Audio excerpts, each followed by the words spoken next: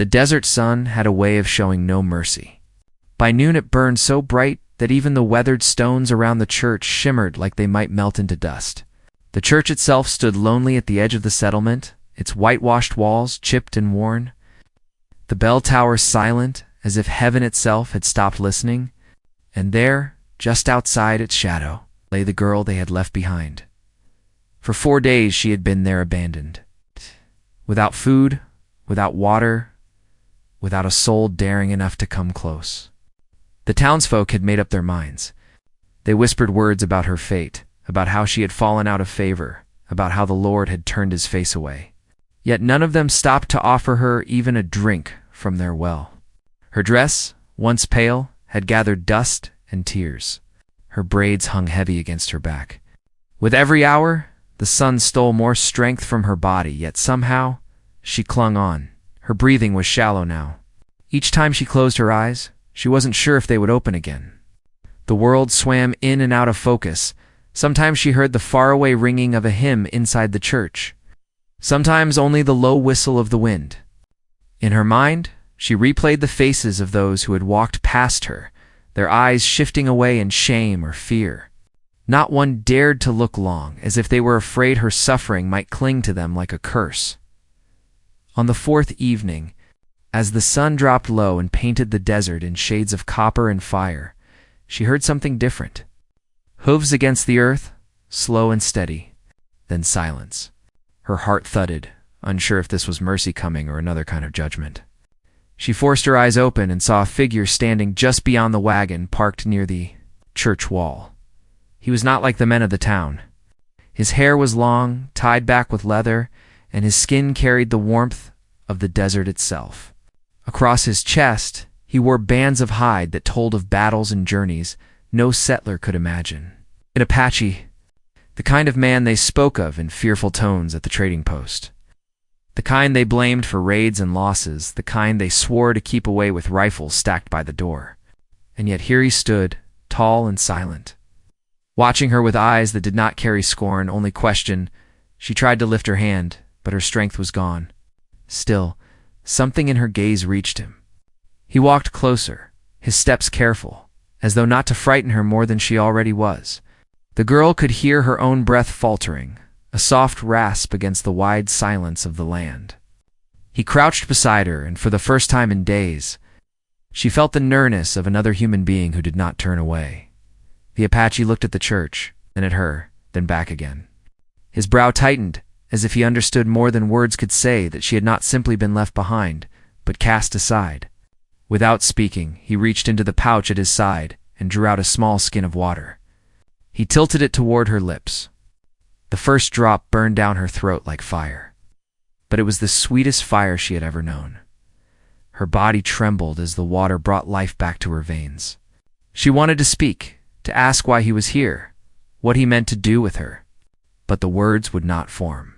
All she could do was hold his gaze, a mixture of fear and hope tangled in her tired eyes. Above them, the last rays of sun stretched across the desert, and shadows grew long.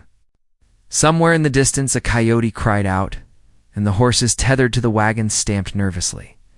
The town lay quiet, its doors shut tight, its people unwilling to see what was happening on the edge of their sacred ground. The Apache leaned closer, his voice low, steady, and carrying the weight of someone who had seen more than his share of suffering. "You are not alone," he said. The words were simple, but to her they sounded like a promise, or maybe a warning. Her chest rose and fell with effort, her mind dizzy with questions she could not ask. Why had he come? What would he do with her? A girl the town had already judged and abandoned. Was he a savior, or a danger greater than the desert itself? As the night wind stirred, carrying the scent of sage and dust, he reached down and lifted her into his arms with a strength that felt both fierce and gentle. The girl tried to hold on to the moment, to understand it, but her body gave way, her eyes slipping closed again. Somewhere in that darkness, she felt the sway of his steps, the steady beat of his heart against her ear. Behind them, the church loomed silent, its cross catching the last of the fading light. Ahead stretched miles of unknown land, a place where townsfolk would never follow. her fate, once sealed by the cruelty of her own people, now hung in the balance with a stranger who should have been her enemy. And as the desert night grew colder, the question pressed heavier than ever: had her life just been saved? Or had it been given into hands that would change it forever? The answer lay beyond the horizon, where the stars were beginning to burn bright against the endless sky. And where her story was only just beginning, the desert was quiet, except for the sound of his steady footsteps, carrying her farther from the church. The girl felt the cool air of evening brushing against her face, a sharp contrast to the suffocating heat of the past days. Each breath she drew was shallow, yet she clung to the faint rhythm of his stride, as though it was the only thing tying her to life. She had no idea where he was taking her, or why he had even stopped when everyone else had turned their eyes away. The only thing she knew was that his arms, strong and certain, held her as if she mattered. Though her own people had left her behind, the night sky stretched wide and endless, scattered with stars that seemed to burn brighter in the silence of the desert. He moved carefully, pausing now and then to listen, to check the land around them. Every sound, every rustle of brush or whisper of wind, seemed to speak to him. She wondered if he could hear dangers that others could not, if the desert spoke its secrets to those who belonged to it. For the first time in days, she felt the faint pull of safety, though fear still lingered deep within her chest. When they reached a small rise, he set her down against a rock worn smooth by time. He gave her more water, patient, as she struggled to swallow, then pulled a blanket from his pack to wrap around her trembling shoulders. He sat nearby, watching the horizon with a stillness that unnerved her. There was something in his eyes that spoke of both strength and sorrow, as though he carried the weight of stories unspoken. She tried to speak, to ask his name, but her voice was no more than a dry rasp. He shook his head gently as if to tell her not to strain herself. His gaze returned to the distance, always alert, always searching. She realized he was not simply resting. He was guarding. Whoever he was, he had taken her fate into his hands. And though she could not yet understand why, she felt the edge of trust beginning to form. The hours of the night stretched long. She dozed in fits, haunted by the memory of the church steps, the faces turned away, the sound of the bell tolling in her mind. Each time she woke, the Apache was there, silent and watchful, his presence like a shield against the vast emptiness around them. It struck her that he could have left her just as easily as the townsfolk had, but he had chosen otherwise. That choice carried a mystery she could not ignore. When dawn finally broke, the land glowed with a pale golden light. The Apache stood and lifted her once more, carrying her as though she weighed nothing.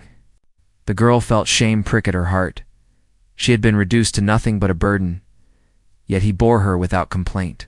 The desert stretched out before them, endless and unforgiving, yet his steps were sure, as though he knew every stone and shadow.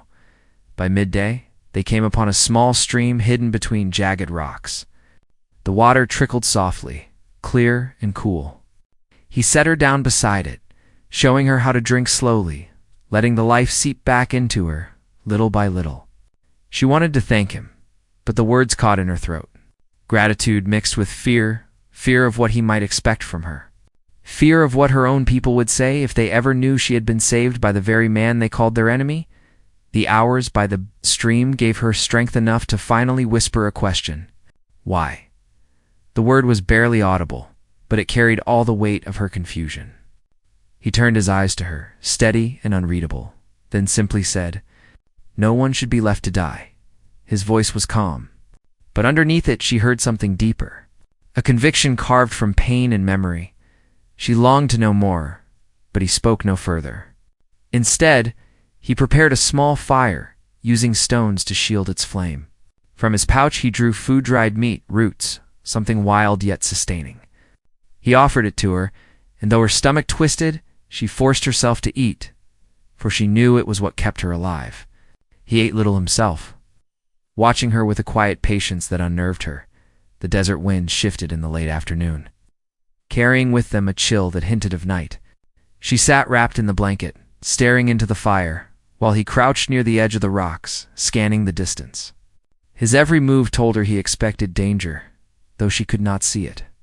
The thought brought unease. Was he protecting her from the wild, or from men who might come searching? And if they did, would they come for her or for him? As the second night fell, she found herself studying him in the glow of the fire.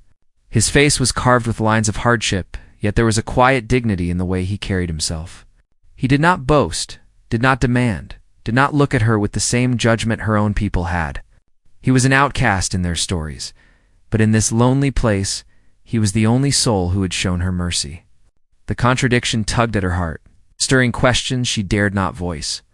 Her thoughts drifted to the town she had left behind, to the church steps where she had lain helpless. She remembered the preacher's stern eyes, the women's whispers, the way children were pulled away from her shadow. The memory cut deep. Whatever crime or shame they had cast upon her, it had been enough for them to leave her to the sun and dust. Yet here was a stranger, a man they feared, who had chosen to see her not as a curse, but as someone worth saving. The irony was heavy, and she could not shake it. Through the following days he led her farther into the wilderness. They followed paths no settler would dare, through canyons where the wind howled, and over ridges that opened to endless valleys. Each step brought her farther from the life she had known, and closer to a future she could not yet name. At times she wondered if he meant to deliver her somewhere, or if he carried her toward a place she would never return from. She noticed how he listened to the land. He would pause and place his hand against the earth, as though feeling its heartbeat. He read the tracks of animals, the marks of storms, the faint traces left by others who had passed through long before. To her, the desert was an enemy that burned and starved, but to him it was a living world that spoke in signs and whispers. The difference humbled her. One evening, as the fire crackled low, she found the strength to ask another question. "Where are we going?" He looked at her for a long moment, then turned back to the flames. "Away from those who would harm you." His words should have eased her, yet they only deepened the mystery. Who had he meant her own people, or his enemies? And was she truly safe with him, or only caught in the space between two worlds that had never learned to live side by side? Her mind spun with doubts, but her body could no longer deny the truth. Each day she lived because he had chosen to carry her, to feed her, to guard her. The shame of being dependent gnawed at her pride, yet the thought of returning to the church steps brought a sharper pain. She was trapped in a place where gratitude and fear walked hand in hand. On the fifth night, the moon rose full and bright, casting silver light over the desert. The Apache sat in silence, his face turned to the horizon. Something in his stillness told her he was listening, not to her, but to something greater, perhaps the memory of his people, perhaps the voice of the land itself.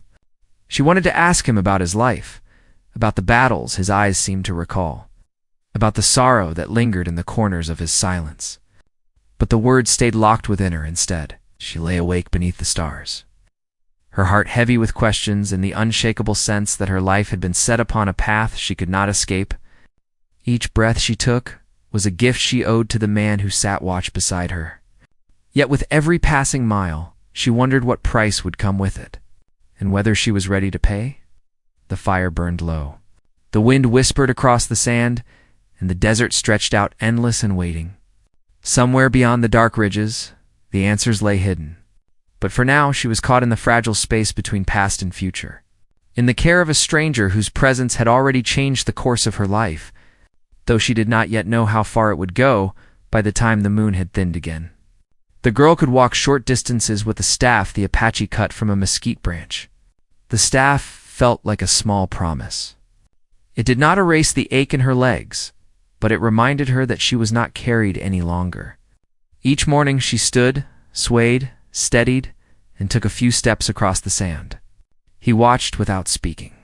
When she faltered, he stood near enough to catch her, yet he kept his hands at his sides. The space he gave her felt like respect. It made her braver than she knew she could be. They moved at a careful pace through the old American frontier, skirting dry creek beds and stony ridges. He chose paths that hid their tracks. When they crossed open ground, he brushed out their sign with a bundle of sage. Once, near a wash choked with willow, he paused and pointed to a faint mark in the dust. Hoof. Fresh. She looked and saw only earth, but his face had grown guarded. By late day, he had guided them into a gulch so narrow the sky was a ribbon. There they built no fire. They ate in silence, listening to the soft drip of water that seeped from stone. That night she dreamed of the church bell. She woke with her heart pounding and a taste of iron in her mouth. The Apache reached across the dark and placed his palm near her shoulder. He did not touch her, but his hand hovered like a promise. She breathed with him until her fear shifted back into the quiet of the gulch. When the dawn came thin and gray, he gave her water and a strip of dried meat, and they moved again. The main conflict grew around them the way dust gathers on a road. It did not roar. It settled. The first sign came 2 days later, on a ridge above a shallow valley. Smoke rose in a straight column from the far side. A cook fire. He crouched and studied the pattern. 1, maybe 2 riders. Not as people. The smell carried dry oak and bacon grease. She felt hunger tug hard, but his jaw set. He led her down the ridge the long way, winding through brush until the smoke line disappeared behind a bluff. By afternoon, they reached an old wagon road. The ruts cut deep and hard, proof of heavy wheels and long travel. He traced a line in the dirt with his finger and nodded to himself. North, to the trading post. She knew the post. Years ago, she had gone there with a neighbor to trade eggs for lamp oil. She remembered the jars of penny candy, the barrels of beans and flour, and the men who leaned against the porch rail watching every newcomer with the same measuring look. If word of her exile had reached that porch, then riders might already be searching. Not for mercy. For a story to carry home over coffee and talk, the kind of story that tightens a town like a fist. They followed the road only long enough to cross it, then slipped into a stand of cottonwood where a thin spring made muddy ground. He showed her how to step on flat stones to leave no mark. She mimicked each step like a pupil repeating a prayer. The care he took taught her something about fear. It was not the kind that freezes you. It was a tool. He shaped it into choices. Near sunset, they found an abandoned line shack, its roof listing and its door gone. Inside, a bunk sagged with dry grass. He tested the rafters, then set about patching a gap with brush and an old tarp he found in a corner. The place smelled of mice and dust. To her, it smelled like a room with sides. That alone felt like grace. They spent 2 nights in the shack. In that time she learned small things that deepened the larger mystery. He spoke to the morning as if greeting a friend. He smoothed the earth after they left the fire pit. He took a scrap of cloth and wiped the metal of his knife until it shone. He cared for each piece of his gear like it was kin. When she asked whether he had a family, he did not answer. He stirred the embers and said they would walk before the sun climbed high. On the second day, she woke to voices outside.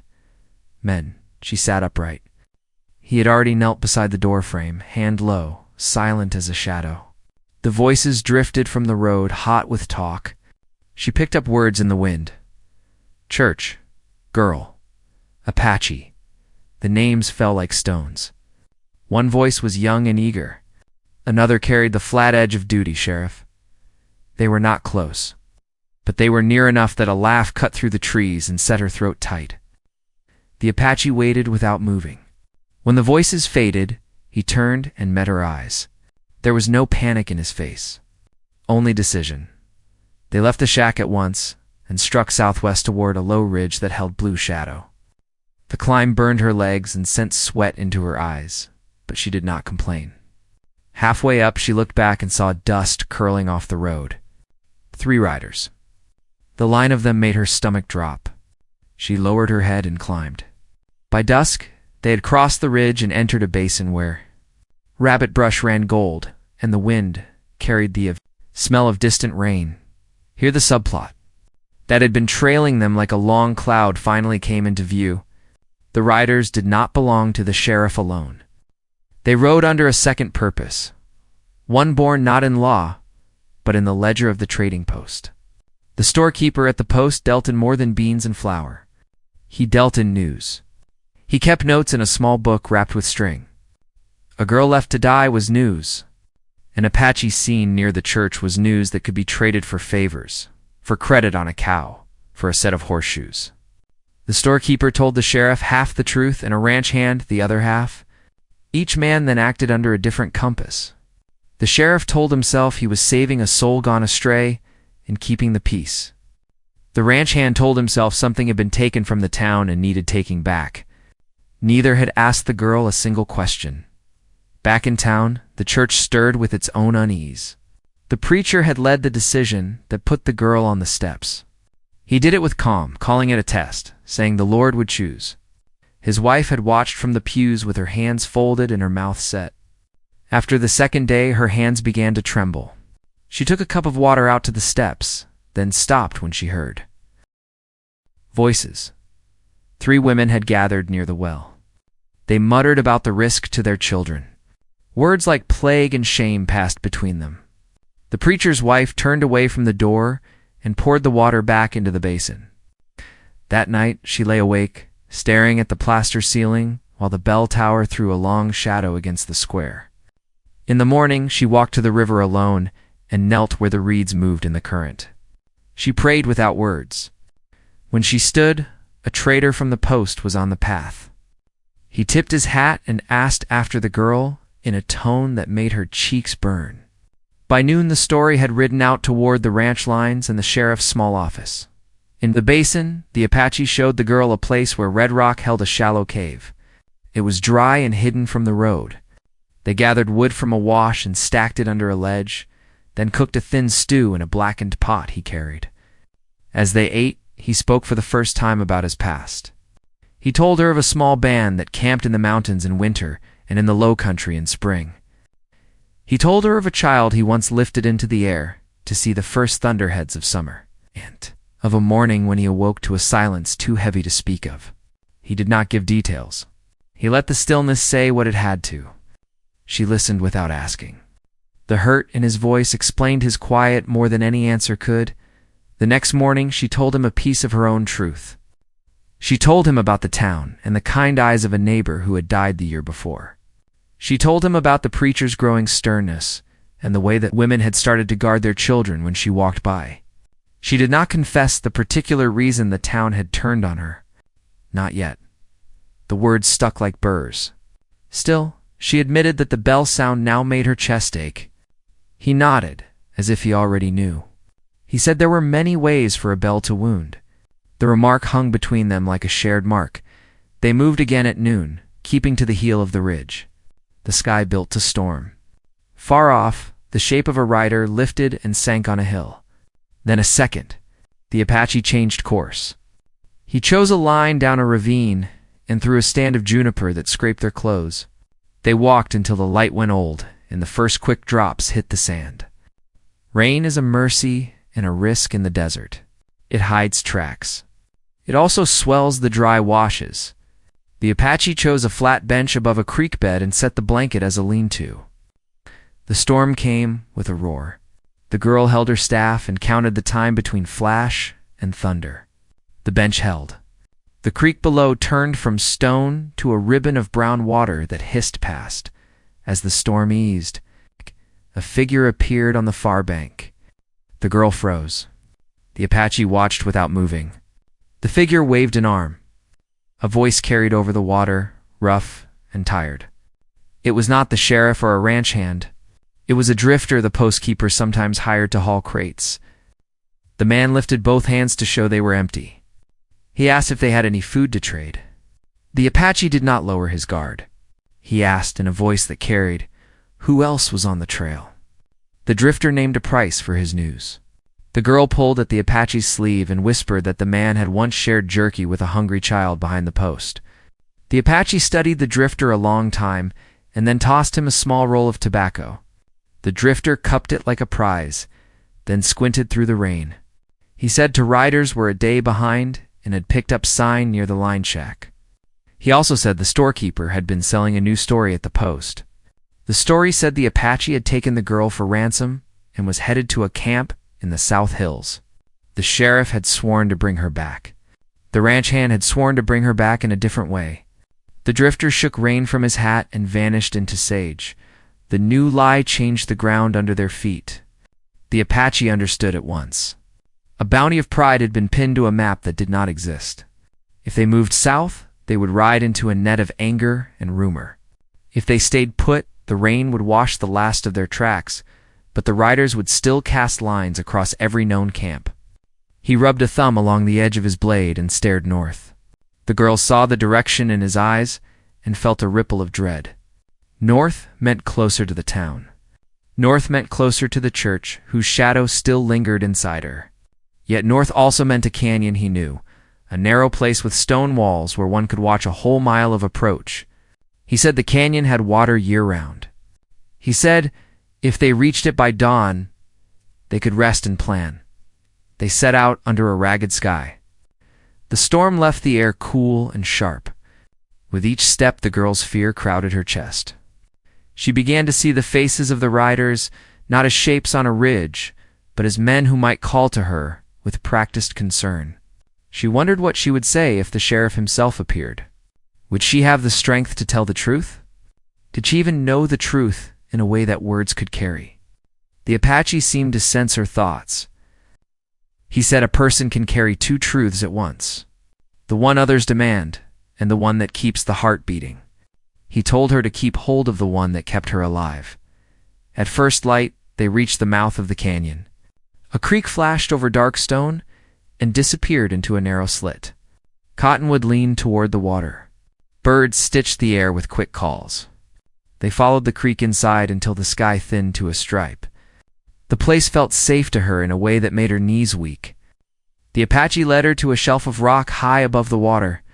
From there they could see the canyon mouth and the faint line of the desert beyond. He set down his bundle and finally looked tired. She wanted to reach for his hand and didn't. He lay back and closed his eyes for a single breath, then opened them again. He said they would watch in turns. During the long wait, the girl spoke the part she had not said. She told him why the town had turned. She had talked with a man who came and went with a freight wagon. Not courtship, only talk. The man had asked her if she ever dreamed of a life beyond the square and the bell. She had said yes. They met twice near the river to speak of travel and small hopes. Someone saw them. In a place where talk was law, that was enough. The preacher called it a stain. He said the desert would show whether she repented. She looked at the water as she spoke and felt heat in her face. The Apache listened and did not flinch. He said the desert shows many things. It shows who turns away and who does not. As the sun climbed, hoofbeats rolled faintly from the open land. The girl felt the sound like a drum in her ribs. The Apache touched the rock beside him, counted, and nodded. 2 riders. They appeared at the mouth of the canyon. The sheriff rode first, hat brim low. The ranch hand came behind, restless in the saddle. They studied the ground and spoke to each other with short gestures. The canyon drew them like a well. The sheriff called out in a steady voice that carried a claim of safety. The ranch hand shifted and scanned the walls with sharp eyes that had measured many strays. The Apache did not answer. He placed a finger against his lips. The girl stayed still, her staff pressed tight to her side.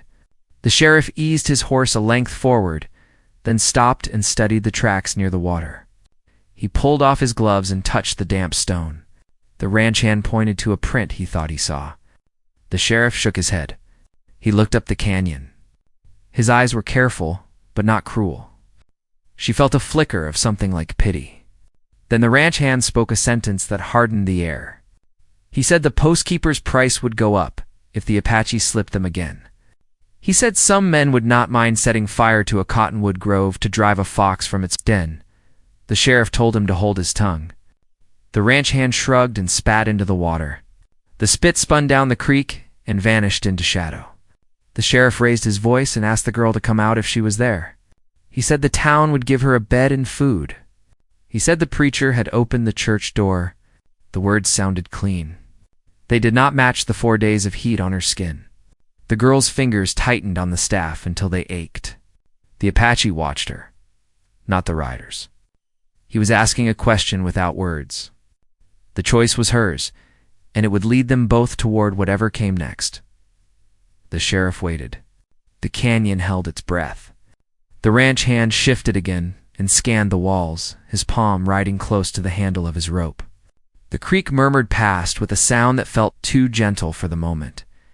The girl could feel her pulse in her throat.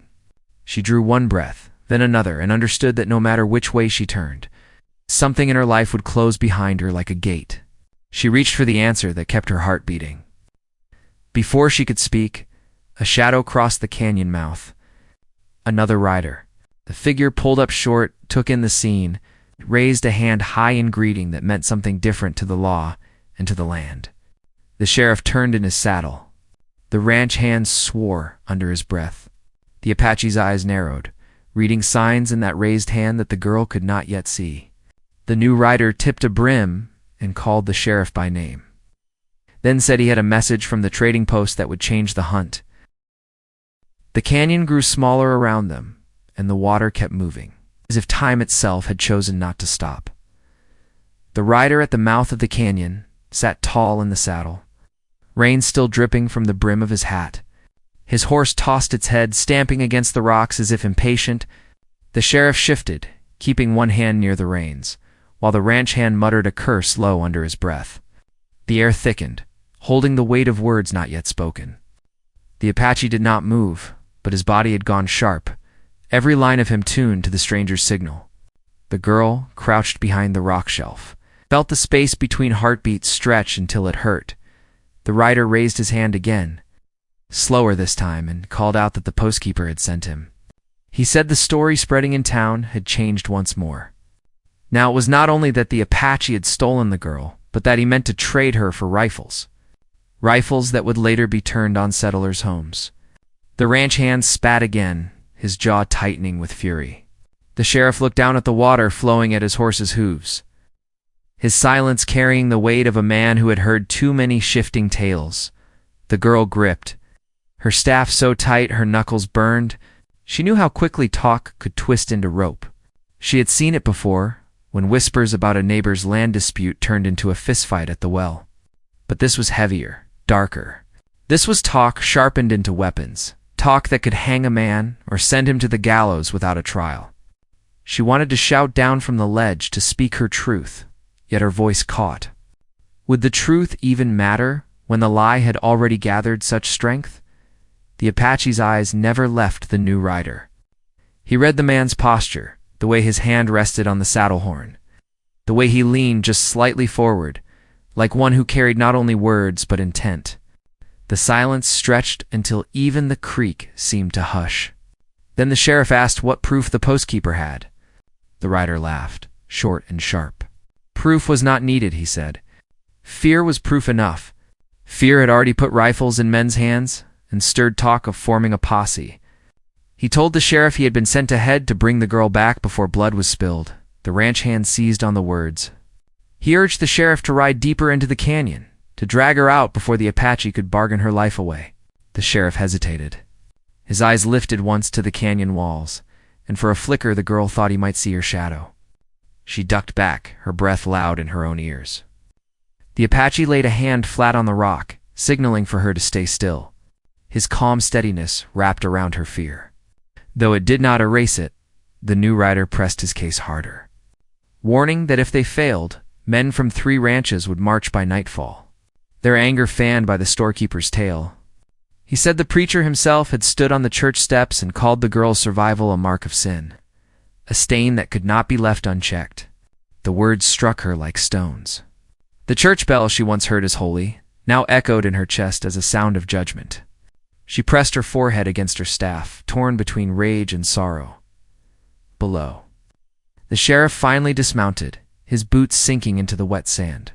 He told the ranch hand and the messenger to hold their tongues until he finished thinking. The man's voice was steady, but there was a crack in it, the crack of a man standing between duty and doubt. He walked a short distance into the canyon, peering ahead. His steps echoed against the stone, a sound that traveled up to where the girl crouched. She wondered if he would call her name again, if he would offer a hand of mercy or a chain of shame. The Apache leaned close and whispered, so low she almost thought it was the canyon itself speaking. He told her the moment was near when she must choose whether to remain hidden or to step into the open. His voice was calm, yet she felt the tension beneath it, a thread stretched tight. She looked at his face, and for the first time she saw something more than calm. She saw the weight of risk he carried not only for himself but for her. He had chosen to save her life, and now that choice had drawn enemies close. The sheriff stopped where the canyon narrowed. He turned, his hat brim shadowing his eyes, and called out again, saying he only wanted to take her safely home. The word home struck her harder than she expected. What was home now? Was it the church steps where she had been abandoned? The houses with their doors shut, the bell that tolled not for her but against her? Or was it this harsh desert path beside a man whose name she did not yet know, who had given her water when even her own people refused? Her heart pulled in two directions, and she felt the weight of the choice pressing like a stone upon her chest. Before she could answer, the thunder rolled not from the sky, but from the open land beyond the canyon. Hooves! Many this time, a drumbeat of force. The new rider cursed under his breath. The ranch hand drew his rifle halfway from its scabbard. The sheriff lifted his face toward the sound, and for the first time, fear entered his eyes. The posse had come faster than expected. Their anger was riding hard, driven by rumor and righteousness. The Apache tensed, his body shifting like a bowstring pulled taut. He glanced at the girl, his expression a silent question. Would they run deeper into the canyon where stone walls offered protection, but no escape? Or would they step out, facing the storm that had gathered on the open desert? Either choice could break them. Either choice could bind them together in a fate they had not chosen. The girl's pulse hammered. She thought of the preacher's words, the faces of women who would not look at her, the silence of the men who turned away. She thought of the 4 days of burning sun when her life had been judged worthless. Then she thought of the Apache's hand steadying her steps, of the way he listened to the land, of the quiet dignity in his silence. Her lips parted to speak, but the sound of the posse grew nearer, drowning her voice in a flood of approaching fury. The sheriff raised his hand, signaling the others to hold back, but the ranch hand shouted that it was too late. Men on the ridge were already spreading wide, cutting off escape. The new rider swore that the postkeeper would demand proof of action, not delay. The creek rushed faster, as if even the water sensed the coming clash. The Apache rose to his full height, his shadow long against the rock wall. He looked down at the sheriff with eyes steady as stone, then turned his gaze to her. In that moment, the canyon seemed to shrink, pressing them into a single breath of time where every choice mattered. She tightened her grip on the staff, her whole body trembling with the knowledge that the path ahead would carve her life into something new, something she could not yet see. The sheriff called her name one last time, his voice echoing off the stone. Behind him, the posse thundered closer, rifles glinting in the weak light, faces set hard with anger. The girl felt her knees weaken, yet she did not fall. The Apache's hand brushed her shoulder, grounding her in the storm of sound. The canyon wall seemed to lean inward, carrying the roar of hooves and the weight of words that had been twisted into weapons. She looked once more at the open desert beyond the sheriff, then at the narrow shadows deeper in the canyon. Both paths held danger. Both paths demanded a choice. Her heart pounded against her ribs, her breath caught between fear and defiance. The moment stretched, suspended, the air alive with the crackle of conflict about to ignite, and then the posse broke over the ridge, their shouts tearing through the canyon air. The sheriff turned, torn between holding them back and leading them forward. The ranch hand raised his rifle. The new rider spurred his horse. The girl closed her eyes for the briefest heartbeat, knowing that whatever happened next would decide not only her fate, but his. The Apache who had saved her life and carried her into this moment where the desert itself seemed to hold its breath.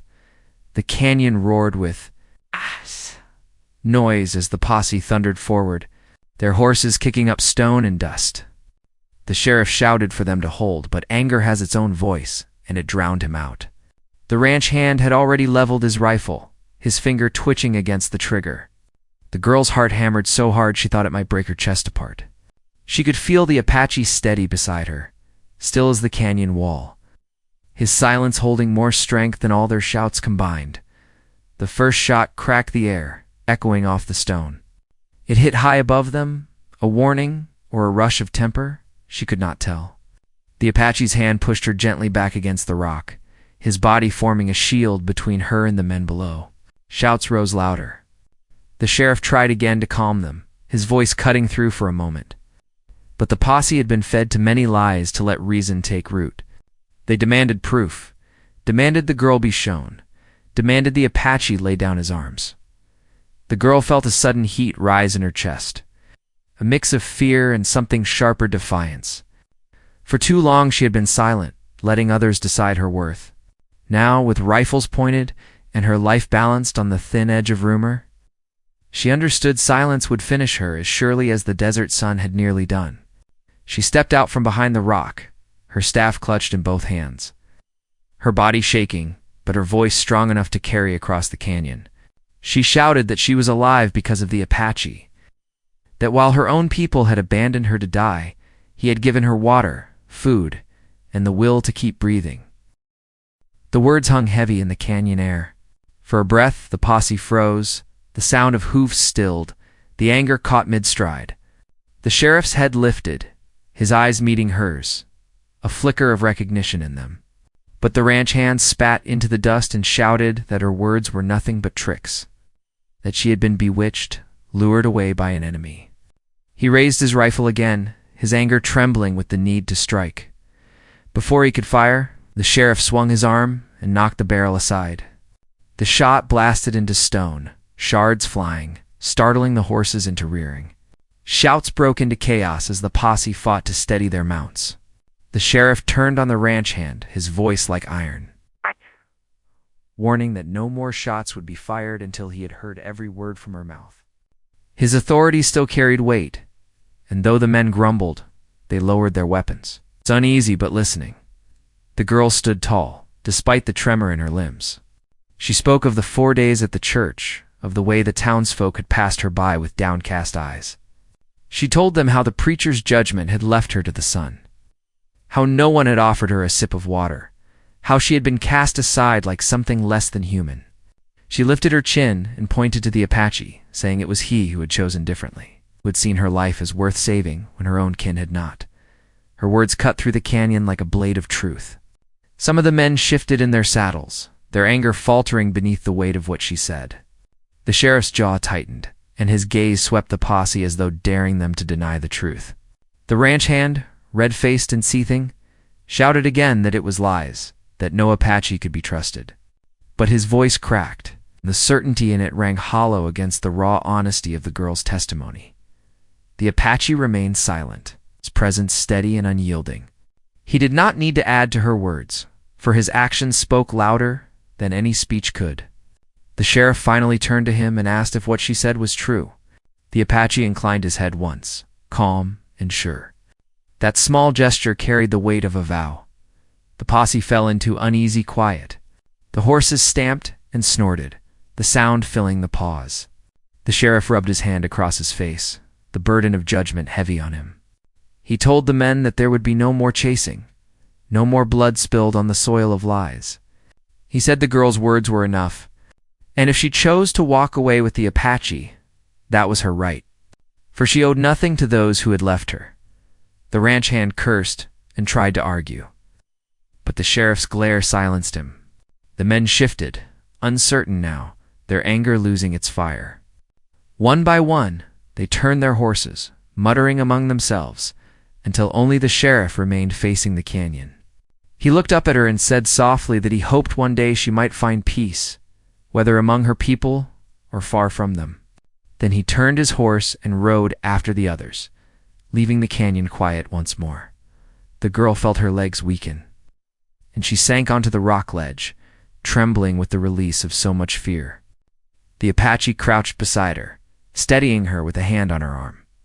She looked at him, her eyes wet, and whispered that she did not know what future awaited them now. He told her the desert did not ask for certainty, only courage to keep walking. His voice carried no demand, only quiet assurance. And in that moment she understood he had never asked her to follow. Only to live, they stayed in the canyon until the sun lowered, the water of the creek whispering beside them. The girl thought of the town, of the church, of the preacher's cold eyes, and she knew she could not go back. Too much had been broken there, and her spirit would wither under its shadow. She turned instead to the land ahead, wide and uncertain, to the man beside her, who had carried her when no one else would, in the days that followed. They traveled deeper into country she had never known. Each step took her farther from the bell's toll and closer to a life shaped not by judgment but by choice. She learned to gather roots, to listen to the wind, to walk with the desert rather than against it. The Apache remained her steady guide, teaching her without words, protecting her without chains. At night she sometimes woke from dreams of the church steps, her heart racing. Yet each time, when she opened her eyes, she found herself beneath the stars, the endless sky stretching free above her. The fear slowly gave way to strength. She began to understand that survival was not only about the body, but about reclaiming the will to belong to herself. In the end, she carried no bitterness for the town she had left behind. She carried memory, sharp and clear, as a reminder of what cruelty silence could breed. But she also carried gratitude. For the desert had shown her a truth no sermon ever had, that humanity is not measured by sermons or stones, but by the hand that offers water to the dying. The Apache never gave her his name, not in the way she had known names before. He told her instead that names lived in deeds, that what mattered was not the word others called you, but the trail you left behind. She thought of that often, of the trail they were leaving now together, winding through the wild land where no church bell rang, as the sun rose one morning. Painting the horizon with fire and gold, she stood on a ridge and looked out at the vast stretch ahead. She felt the weight of her staff in her hand, the strength in her legs, the steady presence of the man beside her. The past still lingered like a shadow, but the future stretched open, wide and untamed. She breathed deep, filling her chest with desert air, and for the first time since being cast aside, she felt whole. Her story had not ended at the church steps. It had only begun there. What the town had meant as punishment had become the path to her rebirth. In being abandoned, she had found the strength to claim her life. And in the mercy of a stranger, they had called an enemy. She had discovered the truest kind of home, not bound by walls or bells, but by the simple choice to walk forward, side by side, into the great unknown land that waited ahead. Top of form, bottom of form.